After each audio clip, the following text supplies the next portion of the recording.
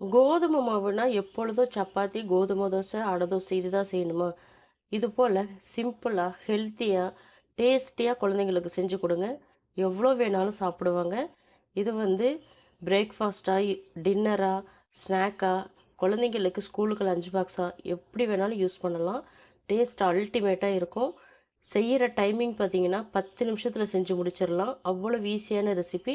டேஸ்ட்டும் சொல்லிக்கவே தேவையில்ல, அட்டகாசமாக இருக்கும்.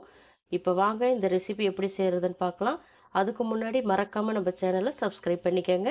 இந்த வீடியோவுக்கு ஒரு லைக் பண்ணிக்கோங்க. 1 கப் அளவுக்கு கோதுமை மாவு எடுத்துக்கலாம். அதே கப்பால் 1/2 கப் அளவுக்கு வெள்ளை ரவை எடுத்துக்கலாம். 3 டேபிள் ஸ்பூன் அளவுக்கு தயிர் எடுத்துக்கலாம். இது எல்லாத்தையுமே சேர்த்துட்டு தண்ணி கொஞ்சம் கொஞ்சமாக சேர்த்து இதை கட்டி இல்லாமல் நல்லா கரைச்சி விட்டுக்கோங்க.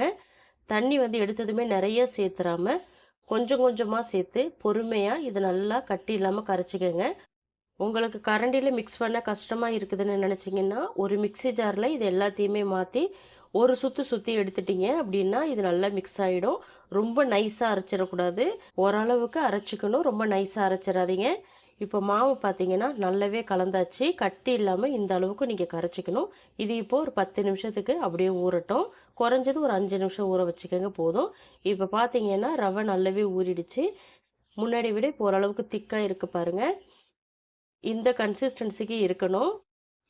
இப்போது இதில் வந்து பொடியாக கட் பண்ணின வெங்காயம் பெரிய சைஸில் நான் வச்சுருக்கேன், அதை சேர்த்துக்கலாம். 1/4 கப் அளவுக்கு துருவின தேங்காய் சேர்த்துக்கிறேன். பொடியாக கட் பண்ண கொத்தமல்லி இலை ஒரு 1/4 கப் அளவுக்கு சேர்த்துக்கிறேன். 1/2 டீஸ்பூன் பொடியாக நறுக்கின இஞ்சி, 1 டீஸ்பூன் சீரகம், 1 டீஸ்பூன் சில்லி ஃப்ளேக்ஸ் சேர்த்துக்கிறேன். இந்த ரெசிபிக்கு தேவையான அளவு உப்பு சேர்த்துக்கிறேன். இதுக்கு வந்து பேக்கிங் சோடாலாம் எதுவும் சேர்க்கக்கூடாது. இப்போ உப்பு சேர்த்துட்டு 1 டேபிள் ஸ்பூன் அளவுக்கு தண்ணி எக்ஸ்ட்ரா சேர்த்துட்டு இதை நல்லா மிக்ஸ் பண்ணிக்கலாம்.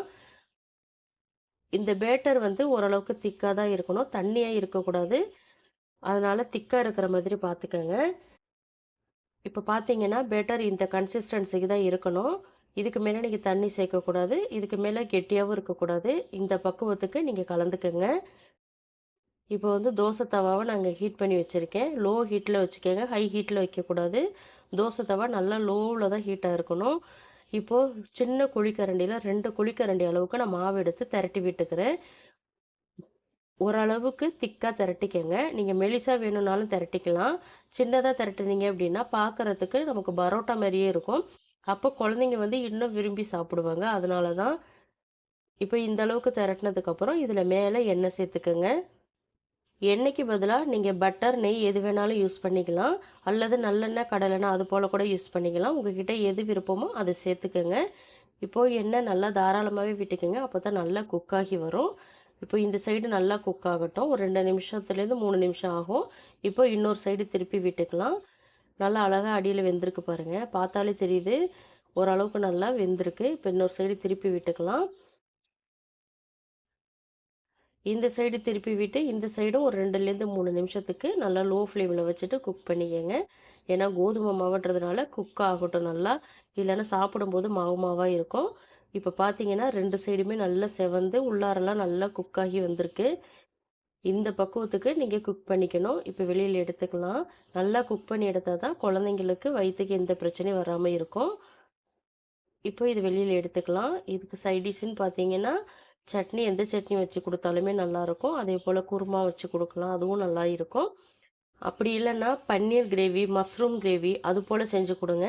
குழந்தைங்க விரும்பி சாப்பிடுவாங்க. லஞ்ச் பாக்ஸாக பேக் பண்ணி கொடுத்தீங்கன்னா அது போல் ட்ரை பண்ணி பாருங்கள். இப்போது அடுத்த தோசை ஊற்றுறதுக்கு முன்னாடி தண்ணி தெளித்து நல்லா தொடச்சி விட்டுட்டு அதுக்கப்புறம் எண்ணெய் சேர்த்துட்டு மாவை ஊற்றுறதுக்கு ஸ்டார்ட் பண்ணுங்கள். அதே போல் தான் மாவு ஊற்றிட்டு பொறுமையாக திரட்டி விட்டுக்கோங்க. நீங்கள் மெலிசா வேணும்னா தாராளமாக மெலிசா திரட்டி நீங்கள் சாப்பிட்டுக்கலாம், நல்லா தான் இருக்கும். ஆனால் லோ ஃப்ளேமில் வச்சுட்டு குக் பண்ணுங்கள். இதில் வேறு வெஜிடபிள் வேணும்னு நினச்சிங்கன்னா கேரட் சேர்த்துக்கலாம், ரொம்ப நல்லா இருக்கும். ட்ரை பண்ணி பாருங்கள். இது போல் டெய்லி டிஃப்ரெண்ட்டாக செஞ்சு கொடுக்கும்போது குழந்தைங்களும் போர் அடிக்காமல் நல்லாவே சாப்பிடுவாங்க. ஹோட்டலுக்கெல்லாம் கூப்பிட மாட்டாங்க. இந்த ரெசிபியை கட்டாயம் உங்கள் வீட்டில் ட்ரை பண்ணி பாருங்கள். ட்ரை பண்ணி பார்த்துட்டு உங்கள் ஃபீட்பேக்கை எனக்கு சொல்லுங்கள். நீங்கள் மைதா மாவை யூஸ் பண்ணி கூட இதே மெத்தடை ஃபாலோ பண்ணிக்கலாம். அதே போல் இந்த ரெசிபி கூட வந்து நீங்கள் முட்டை சேர்த்து கூட செஞ்சுக்கலாம், இன்னும் சூப்பராக இருக்கும். நீங்கள் மாவெல்லாம் மிக்ஸ் பண்ணும்போது 2 முட்டை உடச்சி ஊற்றி இந்த தோசை ரெடி பண்ணிங்கன்னா இன்னும் டேஸ்ட்டு ரொம்ப சூப்பராக இருக்கும். முட்டை சேர்த்து செஞ்சீங்க அப்படின்னா 1 டீஸ்பூன் அளவுக்கு பெப்பர் பவுடரும் சேர்த்து செஞ்சுக்கோங்க. இந்த ரெசிபி வந்து ஸ்கூல் பசங்களுக்கும் காலேஜ் பசங்களுக்கு மட்டும் இல்லை, நம்ம பெரியவங்க கூட நல்லாவே விரும்பி சாப்பிட்லாம். ஹெல்த்தியான ரெசிபி தான். ஆயில் மட்டும் கம்மி பண்ணி சாப்பிட்டா போதும். இதே போல் இன்ஸ்டண்ட்டான ஹெல்த்தியான டேஸ்டியான பிரேக்ஃபாஸ்ட் ரெசிபி வந்து திங்கட்கிழமையிலேருந்து சனிக்கிழமை வரைக்கும் தினமும் மதியம் 3 மணிக்கு நான் அப்லோட் பண்ணுவேன். அதனால் மறக்காமல் நம்ம சேனலை சப்ஸ்கிரைப் பண்ணி வச்சுக்கோங்க. இந்த ரெசிபி பிடிச்சிருந்தா லைக் பண்ணுங்கள். உங்கள் ஃப்ரெண்ட்ஸ் அண்ட் ஃபேமிலி மெம்பர்ஸ் எல்லாருக்குமே ஷேர் பண்ணி விடுங்க. நான் சொன்ன மாதிரி அனிதா டேஸ்டி கார்னர் தமிழ் சேனலை சப்ஸ்கிரைப் பண்ண மறக்காதீங்க. தேங்க்ஸ் ஃபார் வாட்சிங் ஃப்ரெண்ட்ஸ். நாளைக்கு இன்னொரு வீடியோவில் சந்திக்கலாம். பபாய்.